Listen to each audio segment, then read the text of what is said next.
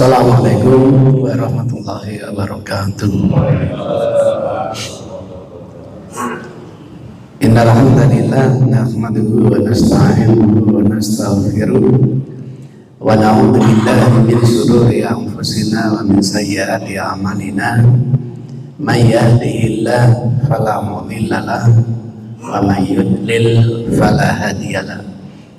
Wa nusalli wa nusallim ala hadzal nabiyil karim wa ala alihi wa sahabatihi wa man ihtada bi hadihi ila yaumiddin.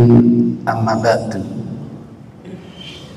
Jangan terkejut ketika Rasul mengingatkan kepada kita, innakum latusalluna sholatan fala tuktabu ankum syai'a. Memang kalian sudah sholat, dawuh Kanjeng Nabi kepada para sahabat. Tentunya bukan para sahabat saja yang dimaksud oleh Rasul. Kita pun semua umat ini menjadi khitabnya Rasul, objek nasihat Rasul. Jadi kita di-warning oleh Rasul, kalian memang sudah sholat, tapi kalian tidak mendapatkan pahala apa-apa, kata Rasulullah Sallallahu Alaihi Wasallam. Illa usyruha, kecuali yang kalian dapatkan pahalanya hanya 1/10-nya. Alhamdulillah. Autusuha, atau hanya 1/9-nya. Al-sunuha, atau hanya 1/3-nya, 1/8-nya. Subuha, 1/7-nya. Begitu seterusnya. Muncul pertanyaan, kenapa? Bukan Allah yang pelit dalam memberi pahala, kita yang harus introspeksi. Mungkin sholat kita sesuai dengan ilmu fikih sudah sah, namun masih banyak yang perlu dipetani, banyak yang mungkin harus diperbaiki, sehingga muncul istilah tafsir untuk lebih memperbagus, lebih menyempurnakan tata krama sholat kita. Siapa tahu dengan upaya kita semaksimal mungkin, akhirnya kita juga mendapatkan pahala yang maksimal. Mudah-mudahan. Dalam rangka itulah saya coba untuk mengingat nasihat Nabi, shollu kama ra'aitumuni usolli. Wahai umatku, sholatlah kalian sebagaimana kalian menyaksikan unggah-ungguh sholatku. Bagaimana cara takbiratul ihramku, bagaimana cara sedekahku, bagaimana cara bacaan sholat iftitahku. Begitu, mulai dari takbiratul ihram sampai apa? Salam. Persis tidak bisa kayaknya, tapi berupaya untuk lebih dekat dengan tuntunan Rasulullah Sallallahu Alaihi Wasallam. Maka pada setiap pokok bahasan selalu satu, ada enggak syariatnya? Sebab asal ibadat itu haram, tidak boleh dikerjakan, apalagi masalah tauqifi. Alhamdulillah kalau sudah ketemu syariat, berarti itu adalah bahasa inklusi. Yang kedua, ayo kita tidak lanjuti hadis aplikasinya gimana. Karena pemikiran kita tidak mungkin Rasul hanya pintar menyuruh tapi tidak pandai memberi keteladan. Pada poin yang kedua ini sering terjadi permasalahan. Kenapa? Kajian kita model fikih, jadi yang penting hanya dapat hadis instruksi. Sering kita lupa menindaklanjuti adanya hadis aplikasi. Dengan dua modal pola pikir ini saja, saya yakin nanti kita akan bisa mengetahui, oh ternyata sholat saya barangkali pantas baru dapat pahala 1/10. Mudah-mudahan. Misalnya dalam bab takbiratul ihram, dinamakan takbiratul ihram dari kata haram. Haram itu tentunya maknanya tidak boleh. Dicoba dari kata haram itu kapan ya kita pahami? Kalau kita sudah Allahu Akbar takbiratul ihram, tidak boleh kita berbuat apapun, berucap apapun, bahkan berunek-unek apapun, ya kecuali yang sudah pernah dicontohkan oleh Rasul. Filosofisnya tinggi. Kata Umar, bukan kata Rasul. Inna sholata mi'rajul ummah. Sholat ini mi'rajnya umatnya Nabi Muhammad. Jadi ketika kita sholat, kita hadirkan jasad kita, roh kita sedang mi'raj kehadiran Allah Subhanahu wa ta'ala. Di alam aras kita ketuk pintunya Allah, Allahu Akbar, kula nuwun. Kita ingin dialog dengan Rasul, sowan kepada Allah, dialog dengan Allah, sowan kepada Allah. Hadir perasaan gini, kayaknya tidak mungkin. Sudah takbiratul ihram masih punya pemikir, masya Allah, kontak sepeda motor lah apa kata juga, gitu. Namanya setan. Awalnya nggak ingat apa-apa dalam sholat, dieling mati setan. Gara-gara gak pancung, dia coba ambil maling, kayak sok mulai.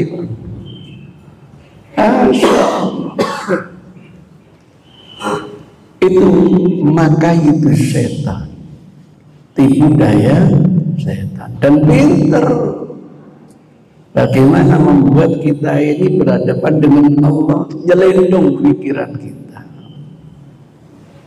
Sudah Allah berakbar, ngaku hanya urusan Allah yang maha besar. Setan datang, kompor mangkok kata cilik, adik, wah imami ikut, wow, deling. Saya termasuk orang yang sering diganggu setan, tapi pintar setan itu. Dealing tentang kontak mental barangkali, sepeda hilang badan. Dealing kompore meledak, dealing iku menapi tulisan sehingga muncul gagasan menulis itu justru dari bisikan setan. Saya jadi teringat Abu Hurairah disuruh jaga harta zakat, dicolong maling, ditangkap. Lah kok malingin dinasihati api? Entah lo sampean, sudah lama aku belum makan, hanya ambil sedikit saja tidak boleh. Siapa yang tidak ternyuh? Ya dikasihkan. Hari berikutnya nyawa ditangkap mana? Sampai 3 kali itu klimaknya dinasihati oleh setan. Ente kalau pandai sedekah, itu nanti rezekimu mau dilipat gandakan oleh Allah. Kurang apanya pinter setan. Lapor kepada Rasul. Apa kata Rasul? Yang kamu hadapi malam itu adalah setan. Wah, mestinya berbuat baik boleh, lapor dong dulu kepada Rasulullah. Wong jagamu itu kerjaanmu satpam, menjaga, bukan mendistribusikan. Nah, itulah hebatnya. Saya yakin kalau saya jadi pejabat, kalau saya sholat, setan selalu bisi saya. Din, korupsi sing pakai temenan din. Nek kamu gak sugi-sugi penting. Mungkin mau bisi aling. Tuh aling pinter setan sesuai dengan hajat daripada kita semua. Kapan bisa kita ini meyakini tidak ada urusan kecuali hanya urusan berhadapan dengan Allah Subhanahu wa ta'ala. Syariatnya apa? Ada hadis Miftahus sholat ad-duhur. Sudah kita pelajari kuncinya sholat kesucian. Mudah-mudahan dengan kesempurnaan kesucian itu nanti berdampak akan apa? Sholat kita akan lebih maksimal. Wa tahrimu la at-takbir. Nah, ini jumlah khabariyah tapi maknanya instruksi. Mulai haram ditandai dengan takbir. Dari hadis ini ulama mendefinisikan bahwa sholat itu rangkaian wirid, rangkaian zikir, rangkaian doa, dimulai dari takbiratul ihram. Wa tahlil wa at-taslim, halal kembali, boleh berbuat bebas, berucap bebas, berunek-unek bebas, ditandai dengan salam. Jadi definisi ulama dulu sampai sekarang begitu. Adalah rangkaian wirid, rangkaian zikir, rangkaian doa dimulai dari takbiratul ihram, diakhiri bacaan salam. Sholat apapun, sholat jenazah pun dimulai dari takbiratul ihram, diakhiri dengan salam. Sholat Idul Fitri, sholat gerhana dimulai dari takbiratul ihram, diakhiri dengan bacaan salam. Dikeluarkan Abu Daud, ternyata dhaif. Kenapa dhaif? Dikeluarkan Abu Daud karena dari riwayat Ali bin Abi Thalib, karena di dalam sanadnya ada perawi namanya Abdullah bin Muhammad bin Aqil. Itu sebabnya. Setelah kembali ke biodatanya, karena semua perawi itu sudah direkam biodatanya. Itu hebatnya ulama dulu. Sehingga nanti generasi kapanpun bisa kok menilai. Maka jangan kaget kerjaannya mahasiswa yang di prodi hadis. Ini Winsa sudah punya prodi khusus hadis. Dulu TH, tafsir dan hadis. Masya Allah, perjuangan cukup lama. Tafsir itu hasil pemikiran, hadis itu wahyu, gak mungkinlah disejajarkan. Mestinya ada prodi Quran, ada prodi hadis. Tafsir itu bagian dari Al-Quran. Alhamdulillah, punya link, akhirnya bisa muncul prodi hadis. Nah, di prodi hadis mata kuliahnya lebih banyak orientasinya mendalami hadis. Di samping ilmu-ilmu alatnya, nahwu, sharh, badi, ma'ani, balaghah, arud, termasuk asbah wa nadhair, untuk bisa membantu memahami teks hadis Rasulullah Sallallahu Alaihi Wasallam. Ini dalam biodatanya singkatnya begini, nama aslinya Abdullah bin Muhammad bin Aqil. Kemudian dia itu termasuk orang Madani, orang tempat tinggalnya di Madinah. Tobakotnya yang keempat, wafatnya tahun 140. Kalau wafat rata-rata ditemukan. Kalau lahir ini yang jarang ditemukan.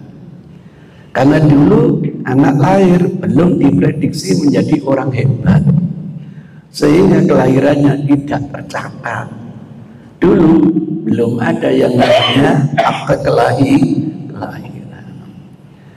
Tapi dari keluarga hebat biasanya muncul kelahirannya. Misalnya Imam Syafi'i, dari keluarga itu hebat biasanya muncul tahun kelahirannya. Nah, saya karena bukan keluarga hebat, kelahirannya nggak diketahui. Kelahiran kapan Ustaz lahir? Wah, pas zaman apa? Gunung meletus, gunung apa? Gitu.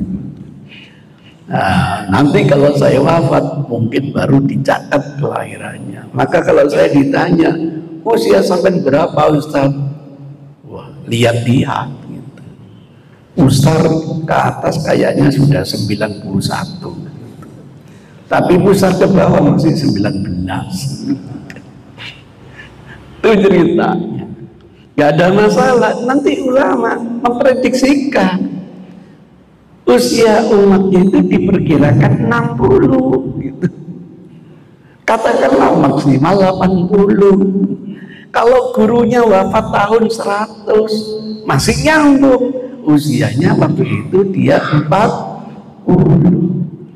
Tapi kalau gurunya wafat tahun 20 hijrah, tidak mungkin lah, terputus. Nah, begitu cara ulama untuk mendeteksi. Apalagi tidak ada informasi dia termasuk murid gurunya. Karena database itu nanti jelas gurunya siapa, Zainuddin Anzar, muridnya kritik, muncul semua sudah. Maka kalau ada orang namanya siapa, Bondet, ngaku dapat dari saya, tidak ada dalam database. Mohon maaf, ngaku-ngaku ketahuan gitu. Tuh cara Allah menjaga biar hadis itu betul-betul otentik, benar-benar diyakini datangnya dari Rasul. Dia bukan hanya orang hebat, tapi hafalannya harus betul-betul jaminan. Dua yang dipilih, kredibilitas, al-adalah. Yang kedua, ad-dabtu, kecermatan. Kecermatan dalam hafal, kecermatan dalam menulis. Ad-dabtu sadran, dabtu kitabah. Selalu dibidik dua hal. Hanya orang yang takwa, ahli ibadah, hafalannya bermasalah. Mohon maaf, ragu kita. Benar enggak? Kayak begitu sabdanya Rasul. Sampai begitu telitinya ulama. Ini jaminan dari Allah. Inna nahnu nazzalna dzikra wa inna lahu lahafidz. Allah menyiapkan para hambanya yang siap melestarikan sunnah Rasulullah Sallallahu Alaihi Wasallam. Dia perawi Bukhari, tapi bukan di dalam sahihnya.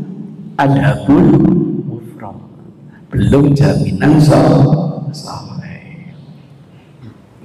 Keluarkan orang ini di dalam Sunan Abi Daud, dalam Sunan Tirmidzi, dalam Sunan Ibnu Majah. Sampai di situ loh ulama dulu. Karena bukan perawi dari Bukhari Muslim, kita meragukan. Dia Bukhari tapi bukan di dalam Sahih Bukhari. Nah, akhirnya muncul Rutbatu Ibnu Ibnu Hajar saduq fi hadisi. Belum siqah. Karena belum siqah, berarti hadisnya belum layak dinamakan hadis sahih. Saduq ada yang berkonotasi turun dari sahih menjadi hasan, ada yang menilai turun dari hasan menjadi dhaif. Itu ceritanya saduq fi hadis. Lain itu hafalannya mencelamin. Waduh, sudah satu hafalannya mencelamin. Mohon maaf, hadis ini nggak mungkin menjadi hasan, turun lagi menjadi dhaif. Begitu caranya. Nanti oleh Dhahabi, qala Abu Hatim, lainul hadis, sama dengan penilaiannya Ibnu Hajar. Ibnu Hajar ini setelah menghimpun nilai cara takdir, mencoba menyimpulkan. Nah, kesimpulan Ibnu Hajar sama dengan Dhahabi. Setelah menimbang-nimbang pendapat imam ini gini ini, kesimpulannya ini.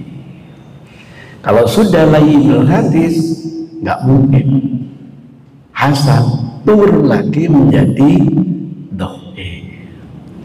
Wa qala Ibnu Huzaimah la ahtajbi, saya tidak bisa menjadikan dia informasinya sebagai hujjah. Sama kalau gitu, bukan hadis sahih, bukan hadis hasan, tetapi hadis dhaif. Pertanyaannya, dhaifnya ini keterlaluan atau tidak? Dhaif jiddan atau tidak? Ini yang tidak berkembang di Indonesia. Udah, pokoknya dhaif selesai. Udah. Ternyata apa? Yang membuat dhaif bukan kredibilitas. Udah. Tapi hanya sisi kedobitan, kecermatan. Sehingga andai kan hadis ini dengan dhaif, dhaifnya tidak keterlaluan. Tapi tetap di dalam masalah ibadah, ijma ulama tidak boleh. Boleh hanya untuk targhib, memberi motivasi, atau katakanlah untuk fadhail, memberikan informasi keutamaan amalan. Endingnya memberi semangat untuk banyak ibadah. Itu aja toleransinya. Alhamdulillah. Lah kok Ali bin Abi Thalib tidak menyendiri? Muncul periwayatan dari satu Abu Sa'id Al-Khudri walaupun dhaif. Dua Abdullah bin Zaid walaupun juga dhaif. Tiga, Ibnu Abbas. Ya tidak saya cantumkan detailnya di sini, nanti jadi tebal bukunya. Ada kajian khusus. Nah, doib 30 doib selagi bukan pada aspek kredibilitas menjadi lebih baik. Hadisnya dari doib menjadi hadis hasan. Ini yang tidak bisa diterima dalam kajian, mohon maaf, di Indonesia. Karena orang yang memprakarsa itu punya pemikiran doib, dikeping doib, tambah nemen gitu. Iya, nanti analoginya, satu penyakit antrak, dua penyakit flu burung, tiga penyakit COVID, empat muntaber, disatukan tambah komplikasi. Saya tidak menyebutkan tokoh ini, itu yang diikuti. Maka dalam kajian hadis ini dikeluarkan ini lewat 6 jalur. Jalur pertama doib, jalur kedua perawi doib, jalur ketiga perawi doib, jalur keempat tanpa dijelaskan doib aspek apa. Kesimpulannya doib. Maka model meneliti hadis di Indonesia, hadis selepas doib sudah. Walaupun 27 jalur, karena semua ada perawinya doib, kesimpulannya doib. Padahal cacat-cacat hanya satu yang bermasalah kredibilitas, yang 26 itu hanya kecermatan. Mestinya enggak lagi hadis doib sudah meningkat hasan, kalau perlu meningkat sahih ghairi. Tapi karena model penelitian di Indonesia itu ya doib selesai. Itu cerita orang selevel Ibnu Hajar tetap menilai hasan. Padahal dikit-dikit kita apa kata Ibnu Hajar kan gitu. Albani yang dikatakan ketatnya seperti itu tetap mengatakan hadisnya hadisnya hasan. Kalau Ibnu Jauzi malah palsu, ya maklum Ibnu Jauzi. Kalau Hakim sahih, maklum karakternya Hakim memang seperti itu. Jadi ulama hadis tahu ada mutasyadid, muta'anid, mutasahid, ada mu'tadil, ada tipologi kritikus hadis. Saya tulis dalam buku khusus tipologi kritikus sanad hadis dan memahami lafaz khusus yang dimiliki oleh mereka. Itu gambarannya. Dengan demikian hadis ini meningkat, bisa menjadi hasan, bahkan bisa menjadi sahih lighairi. Kalau ini tetap dinamakan doib, kita tidak bisa mendefinisikan sholat gitu. Karena tidak ada lagi hadis selain ini sudah. Itu resikonya. Kalau hadis ini tetap dinamakan doib dan tidak bisa digunakan, tidak bisa mendefinisikan apa? Sholat. Alhamdulillah. Ternyata ada istilah namanya takbiratul ihram. Setelah yakin takbiratul ihram itu redaksinya kayak apa? Instruksinya kan membesarkan nama Allah, menghadaplah ke arah kiblat, fakabir. Fakabir itu diterjemahkan besarkan nama Allah. Itu instruksi.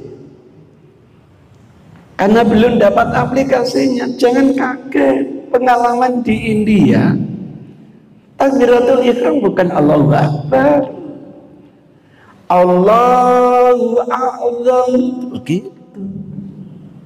Azam artinya maha agung, kan sama itu maknanya membesarkan nama Allah. Jangan-jangan nanti ada Allahu Aziz.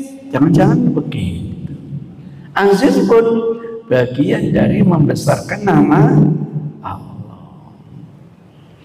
Ada enggak kira-kira hadis aplikasi dari Rasul? Itu yang menjadi pertanyaan. Kalau sudah ada, ngapain dengan pemikiran gitu. Maka pada poin berikutnya saya coba, lafaz takbir ketemu ternyata.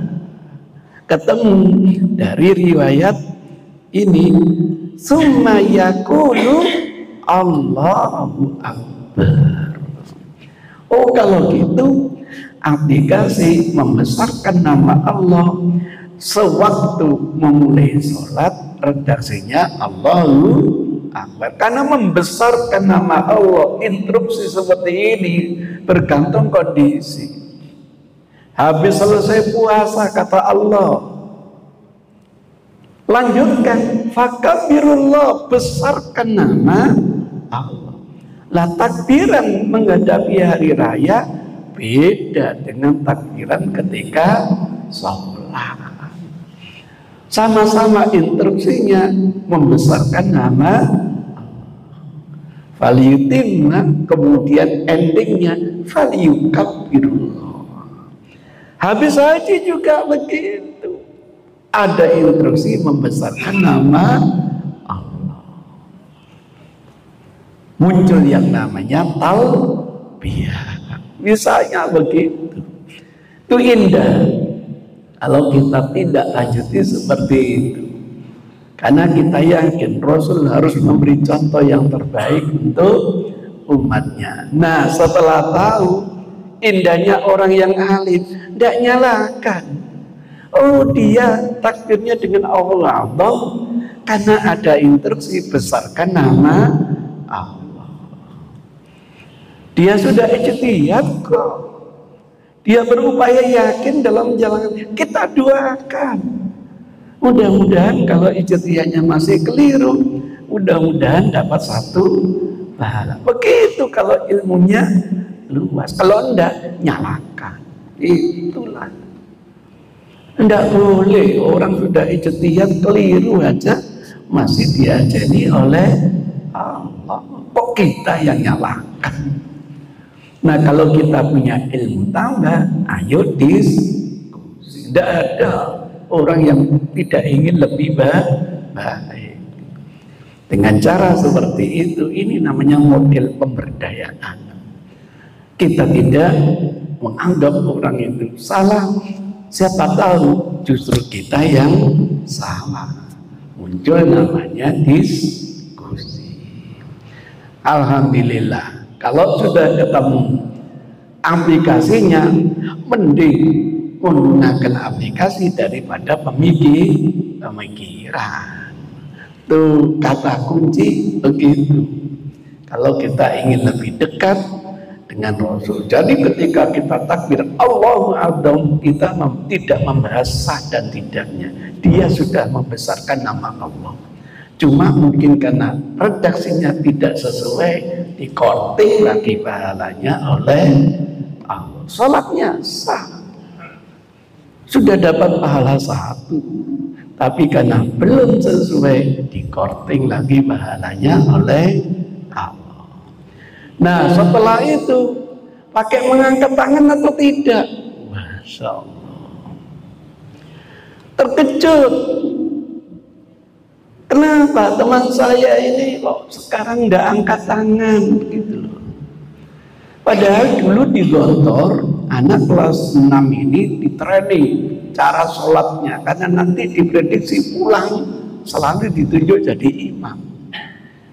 Nanti yang lulus dapat sertifikat ngimami di masjid utama selama 1 hari 5 kali, mulai subuh sampai isya. Biar punya pengalaman, ketika pulang ditunjuk imam, siap ya. Saya termasuk orang yang tidak lulus gara-gara saya tidak bisa rukuk dengan sempurna. Saya baru lulus ketika dapat keterangan dokter gak boleh memaksakan diri karena ada kelainan saraf Kalau dipaksakan nanti varises, dipaksakan lagi pedot gitu. Maka sesuai dengan perintah Rasul, perintah Allah, saya ambil cara ruku sebatas kemampuan saya.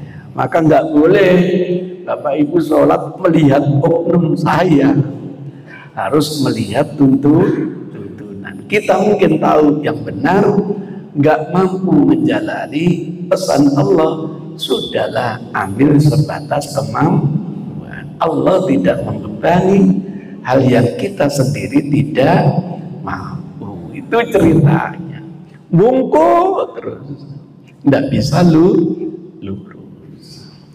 Nah, ditemukan hadis ma sya'nukum tusiruna bi aidikum ka'anna adna bi khailin sumus. Warning dari Rasul. Kenapa kondisi kalian tadi waktu sholat kok angkat tangan sewaktu sholat bagaikan ekornya kuda yang lari tunggang langgang. Uskunu fi sholat, tenang sholat, jangan angkat-angkat begini. Allahu Akbar, sami Allah. Itu bagaikan ekornya kuda yang lari tunggang langgang. Maka kalau teman saya nggak angkat tangan, saya nggak pernah nyalakan, cuma tanya, kok berubah sholat sampean gitu? Berubahnya di mana? Dulu takbiratul ihram pakai angkat tangan, sekarang kok tidak, padahal ini punya pondok. Jawabannya menarik, benar.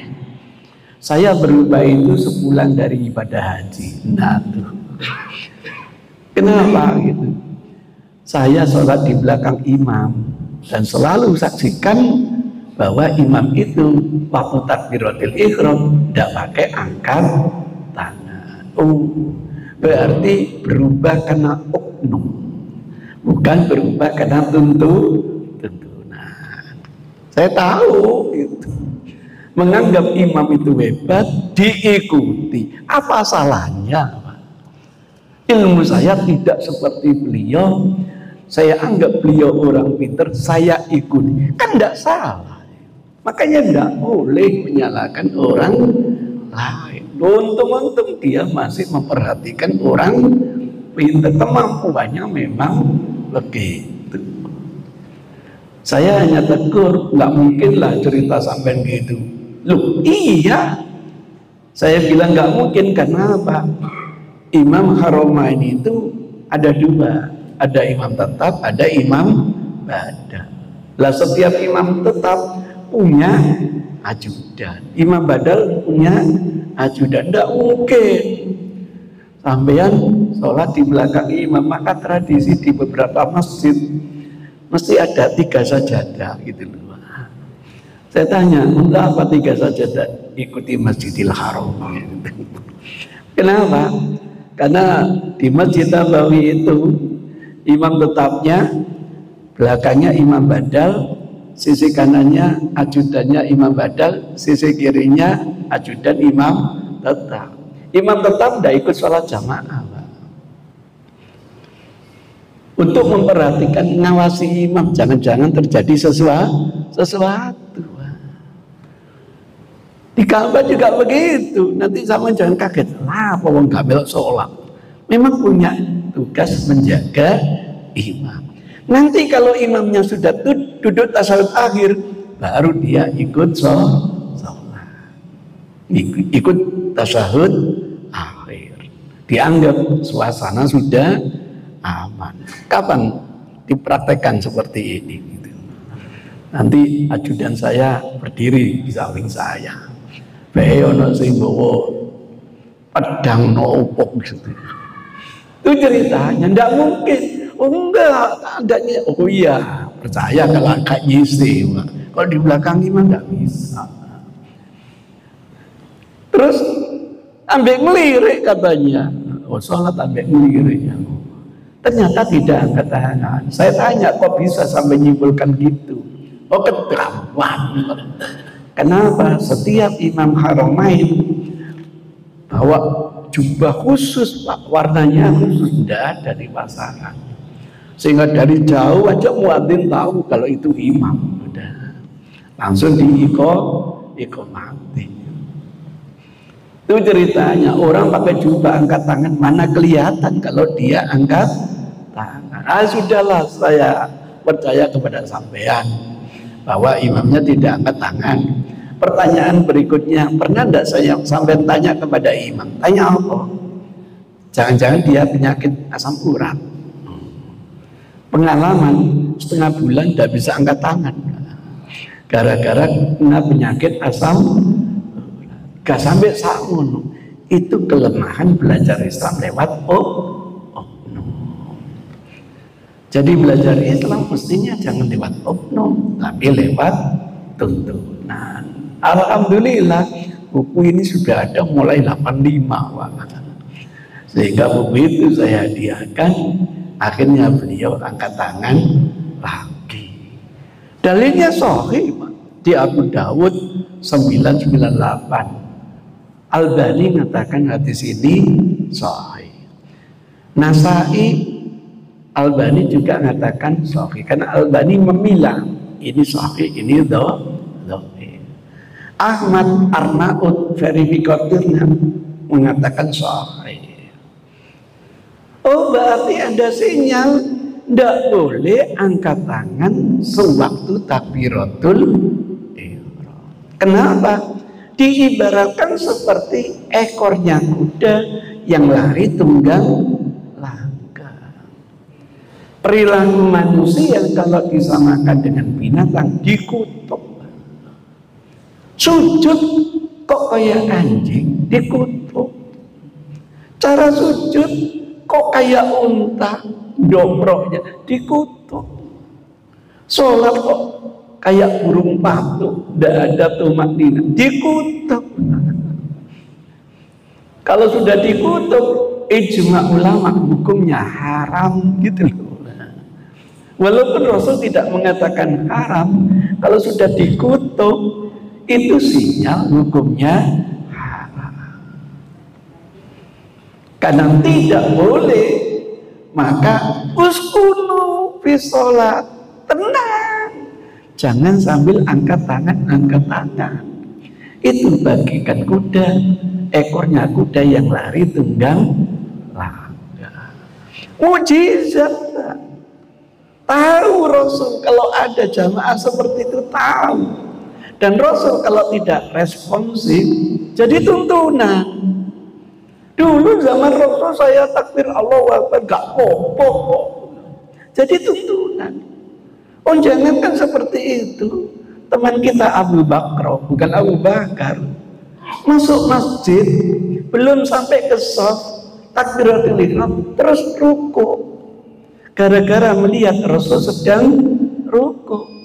Dalam posisi ruku, jalan sambil ruku, dulu menuju shaf.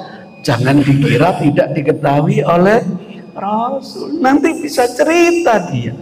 Dulu saya gini, nggak apa-apa kok, nggak ditegur Rasul. Jadi hadis takriri, itu ceritanya.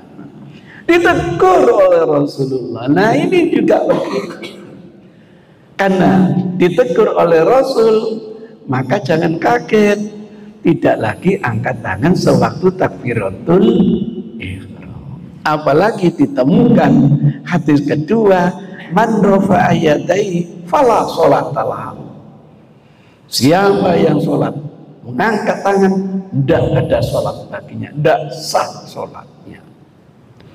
Ini saya cari di mana-mana nggak ada. Dalam pengertian hadis dengan redaksi ini, Pak.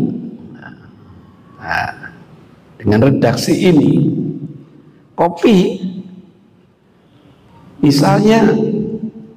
Saya ambil kata kuncinya di sini, paste. Ini sudah saya klasifikasikan yang ada sanadnya, Pak. Yang ada sanadnya, yang bisa diteliti sahih atau tidak. Jawami, seluruhnya saya pilih. pencarian. Tidak ada.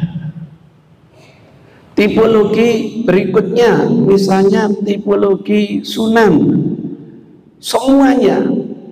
Tipologi sunan, semuanya. Berapa sunan ini sudah? Klik.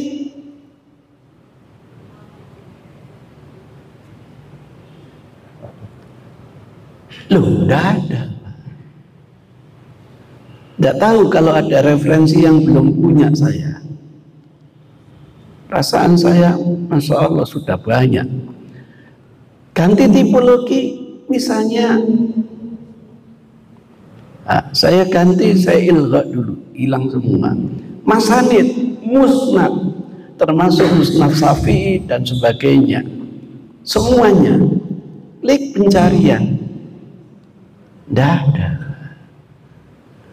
Saya coba afrod. Afrod itu Pak, membahas satu kasus, tapi hadisnya ada sanadnya, ada mufrad, kitab iman, syariah, misalnya, itu hadis-hadisnya ada sanadnya, itu masuk kategori ajza. Kitab syariah, juri, itu setiap hadis ada sanadnya. Pencarian, klik, tidak ada. Saya coba sekarang tipologinya yang lain, misalnya dalam katakanlah hadis maudhu'ah. Nah ini saya ilgha dulu. Hadis maudhu'ah misalnya. Hadis maudhu'ah. Majmu'ah. Klik. Nah, baru muncul. Tidak ada sanadnya, dari mana tidak ada. Oleh ulama dinamakan la aslalahu. Coba di bukunya Suyuti yang beliau berupaya menghimpun seluruh hadis Nabi. Suyuti wafat tahun 911. Nah, ini dalam Jami' Shaghir misalnya dan Jawami'nya digabung jadi satu, namanya Fathul Kabir misalnya. Lengkaplah sudah. Wafat tahun 900, belum muncul. Berarti hadis ini muncul setelah Imam Suyuti. Abad 10 atau abad 11, mungkin sampai abad sekarang 14. Tidak ada sanadnya. Maka di televisi saya kaget. Bukan ulama hadis, tapi kaya-kaya ahli hadis. Hadis yang tidak ada sanadnya itu belum tentu sahih. Subhanallah. Yang ada sanadnya aja belum tentu sahih, apalagi yang tidak ada sanadnya. Itu ceritanya. Nah, dengan demikian sudah dinilai ulama hadis ini maudhu'. Hadis ini palsu, tidak bisa dijadikan hujah. Didukung dengan penawaran. Ya begitu sholat itu kata Rasul yang tenang, jangan metentang. Itu sikapnya orang sombong gitu loh. Nah kalau sudah kesimpulan seperti itu, kenapa harus salahkan lagi orang yang tidak angkat tangan? Lah yang angkat tangan Pak, Masya Allah, jumlah hatinya 114 sewaktu takbiratul ihram. Terus gimana menyelesaikannya? Dicoba dihimpun. Oh hadis ini sahih, tapi tolong baru sepotong gitu loh. Diambil takhrid secara sempurna, jangan hanya Abu Daud dan Ahmad, juga dikeluarkan Muslim, dikeluarkan Nasai, keluarkan ini. Kalau dihimpun seluruh referensi ketemu begini, An Jabir bin Samurah qala, hadis tadi sepotongan di tengah ini vokal masa nukum tusiruna biaidikum kana adha khailun sumus uskunu fi shalah. Kan sepotong dari hadis yang panjang. Lah hadis yang panjang, olah sholaitu ma'a Rasul. Kata Jabir, saya sholat bersama Rasul. Fakunna, dulu kami idza salamna, ketika mengucapkan salam, kulna bi aidina, kami berucap dengan isyarat tangan, assalamualaikum. Assalam, mengucapkan salam dengan mengisyaratkan tangan. Assalamualaikum, assalamualaikum. Wa asyara mu'siran biyadai, perawi mu'sir mendemokan gini itu. An yamini wa an simali. Akhirnya Rasul memberi nasihat, jangan kalau mengucapkan salam jangan pakai isyarat assalamu, jangan. Ini bagikan ekornya kuda yang lari tunggang langgang. Kelanjutannya, innama yakfi ahadukum, cukup bagi kalian ayasna'u yadai ala fakhidhi, biarkan posisi tangan pada lututnya, pada pahanya. Kemudian mengucapkan salam, cukup menoleh ke arah kanan dan kiri. Oh, hadis ini sahih, porsinya bukan waktu takbiratul ihram, porsinya waktu membaca salam. Sebab kalau hadisnya sahih, tidak mungkin terjadi kontradiksi. Pemahamannya yang harus diletakkan yang sesuai dengan proporsional. Oh, kalau gitu hadis ini sahih, porsinya waktu membaca salam. Waktu iftitah justru ditemukan banyak hadis sambil mengangkat tangan. Enak. Maka kalau sampean melihat orang sholat tidak angkat tangan, ngerti dalilnya. Ya karena sudah punya dalil, andaikan keliru kita doakan, Pak. Semoga masih tetap diajari oleh Allah. Kalau sempat, ayo diskusi. Ini yang ketiga, simbol kesombongan, mohon maaf, itu penalaran. Padahal angkat tangan menurut nalar tanda pasrah gitu. Ada penjahat, angkat tangan, kok kita mau, berarti pasrah, itu nalar. Agama tidak bisa menggunakan nalar, harus pakai tuntunan. Mudah-mudahan dengan ngaji seperti ini sampai pergi haji pulang nggak berubah gitu. Awalnya angkat tangan, pulang haji tidak angkat tangan. Kok belajarnya bukan lewat tuntunan, lewat bermasalah gitu. Indah demi kita ini menggapai pahala yang lebih maksimal. Ijma ulama takbir itu yang penting melafadzkan Allahu Akbar. Angkat tangan atau tidak angkat tangan tidak termasuk yang membatalkan apa? Sholat.